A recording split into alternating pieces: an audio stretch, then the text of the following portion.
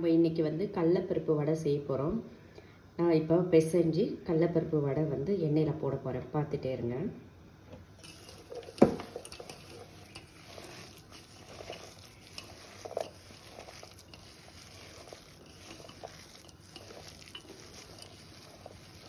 நல்லா மிக்ஸ் பண்ணியாச்சு. இப்போ பாருங்கள், இது வந்து ரொம்ப நாள் ஆயிடுச்சு கடலப்பருப்பு வடை செஞ்சு. அதுக்காக தான் இன்றைக்கி செய்யலாம் அப்படின்ற மாதிரி ஒரு மைண்ட் செட். அதனால இன்றைக்கி பண்ணிகிட்ருக்கேன். ரொம்ப நாள் ஆயிடுச்சு கடலப்பருப்பு வடை. டெய்லி ஒவ்வொன்று செய்கிறோம் இல்லைங்களா? அதனால் இன்றைக்கி வந்து சரி கடலப்பருப்பு ஊற வச்சு செய்யலாம் அப்படின்னு சொல்லிட்டு திடீர்னு நினச்சேன். அதுக்கப்புறம் ஊற வச்சு இப்போ செஞ்சிட்ருக்கேன்.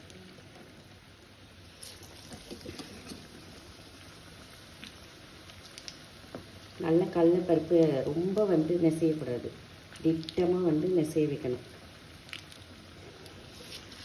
நிறைய நெசைஞ்சு வச்சுட்டிங்கன்னா ஒரு மாதிரி இருக்கும், சாப்பிட்றதுக்கே பிடிக்காது. அதனால் கொஞ்சம் நரன்னு அரைக்கணும். நீங்கள் ரொம்ப நேரம் ஊற வைக்கக்கூடாது. கடலப்பருப்பெல்லாம் திட்டமாக ஊற வச்சு என்ன பண்ணணுன்னா திட்டமாக அரைச்சி பக்குவமாக எடுத்து அதுக்கப்புறம் நீங்கள் வந்து செய்யணும், வடை செய்யணும்.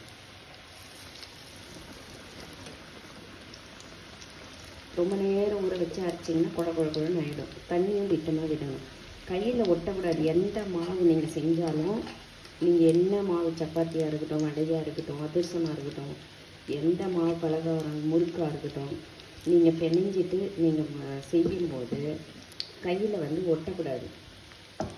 எந்த மாவுமே. இது பாருங்கள், நான் எல்லாத்தையும் பிசைஞ்சிட்டேன் இல்லையா? இப்போது இப்படி பிசையும் போது போலன்னு ஒட்டக்கூடாது கையில்.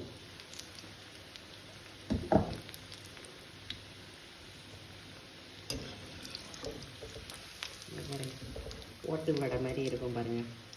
இன்னைக்கு சின்ன வடையாக செய்கிறேன் நான். எல்லாம் யாராவது கெஸ்ட்டெல்லாம் வந்தால் பெருசாக செய்வேன். இப்போ நம்ம தானே இருக்கோம் அப்படின்னு சின்னதாக செய்வேன்.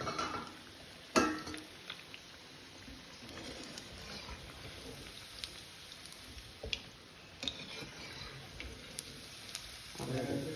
இப்போ பாருங்கள், ரெடி ஆயிடுச்சு.